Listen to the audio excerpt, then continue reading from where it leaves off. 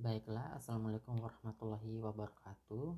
Perkenalkan, nama saya Muhammad Dwi Ramdan, NIM 20101113. Pada kali ini saya akan menjelaskan kognitif dan behavioral neuroscience yang pertama, sinapsis plasticity atau komunikasi antar sinaps.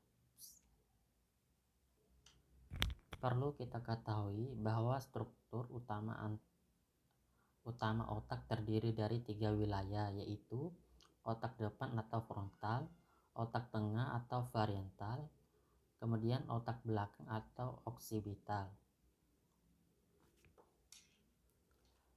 Nah, semua proses penting pada otak ini terjadi pada masa pertumbuhan atau mielinasi.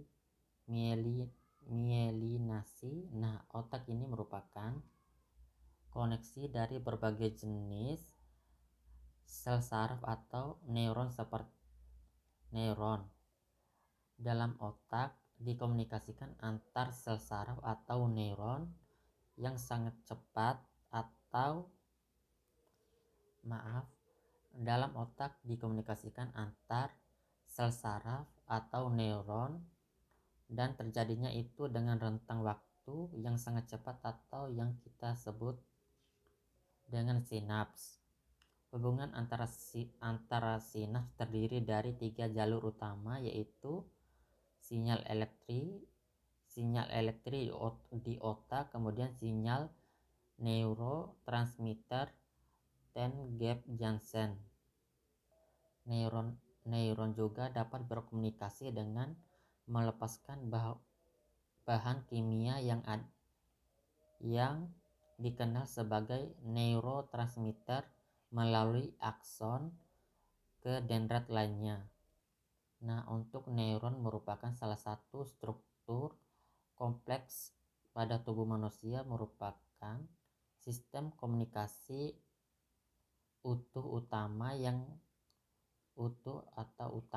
ada di tubuh manusia yang menghantarkan impuls arus listrik pada tubuh.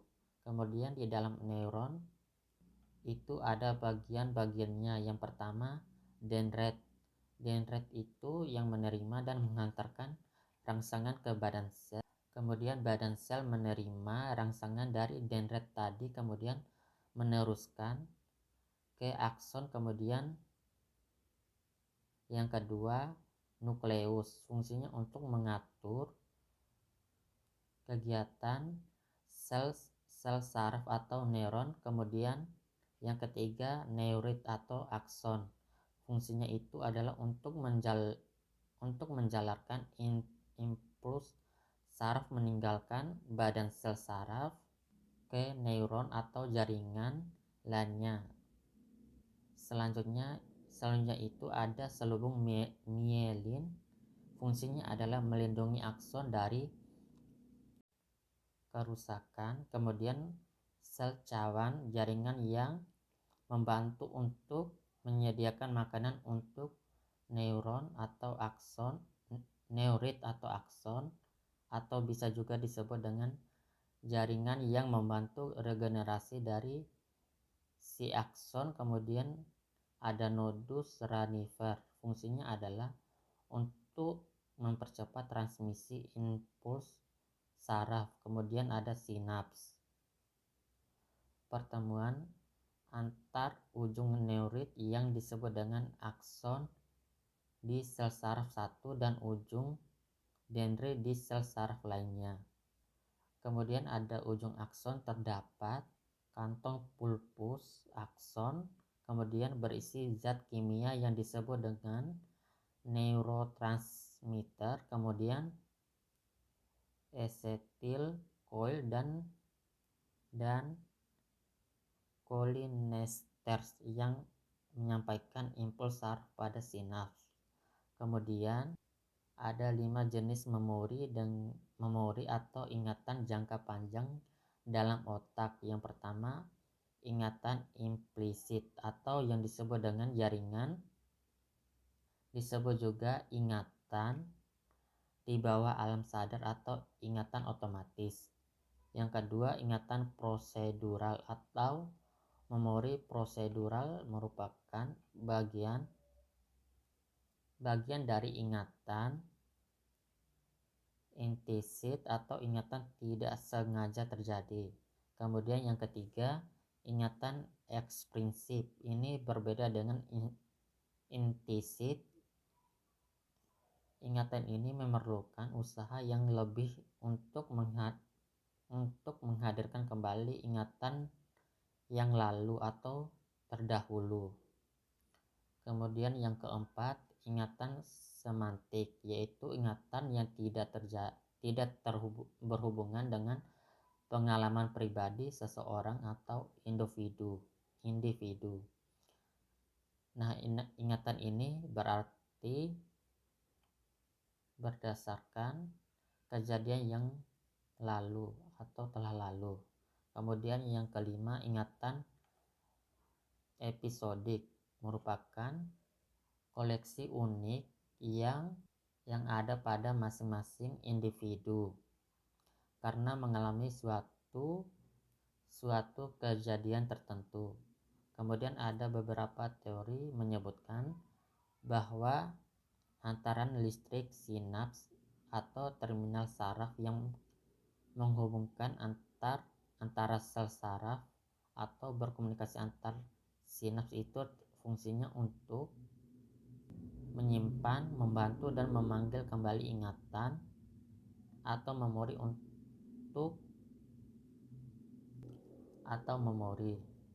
Untuk memori itu sendiri ada memori jangka pendek dan panjang.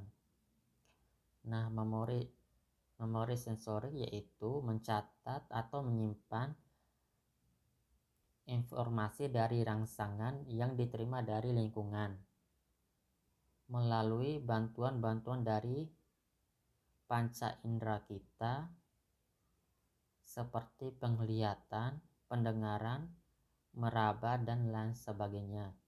Kemudian jenis ingatan jangka pendek ini adalah ingatan yang bisa kita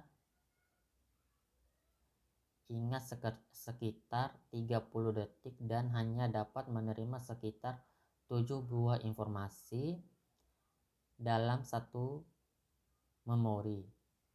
Selanjutnya, jenis-jenis air mata atau menangis. Kemudian produksi air mata itu siapa yang memproduksinya. Air mata itu diproduksi oleh satu kelenjar yang bernama kelenjar lakrimal. Kelenjar ini berada pada kelopak mata bagian atas, air mata bagian atas. Air mata ini diproduksi dan menyebar di seluruh permukaan mata. Terutama penyebaran itu terjadi pada saat kita berkedip, lalu mengalir ke lubang kecil di sudut kelopak mata bagian atas dan bawah sebelum dikeluarkan melalui saluran kecil di ujung mata. Nah, air mata juga memiliki struktur yang mirip dengan air liur. Kemudian sebagian besar terbuat dari air, tetapi di dalam air mata juga mengandung garam, minyak, kemudian berlemak dan lebih dari 1.500 protein yang berbeda. Nah, produksi air mata juga dipengaruhi oleh proses penuaan kondisi kesehatan. Untuk lapisan-lapisan air mata terdiri dari lapisan lendir, yaitu air mata melekat pada mata. Kemudian air mata merupakan lapisan yang paling tebal yang berguna untuk menghidrasi mata. Kemudian ada lapisan minyak. Ini berfungsi mencegah lapisan lain menguap dan juga menjaga permukaan air mata tetap halus. Air mata juga terdiri dari 3 lapisan yang berbeda. Nah, 3 lapisan yang berbeda ini mengandung berbagai macam nutrisi yang nantinya untuk melindungi dan melumasi permukaan mata. Kemudian jenis-jenis air mata yang pertama, di sini saya cuma menyebutkan 3. Yang pertama air mata basal, yang kedua air mata refleks, dan yang ketiga air mata emosional. Demikian dari saya, lebih dan kurangnya mohon maaf. Wassalamualaikum warahmatullahi wabarakatuh.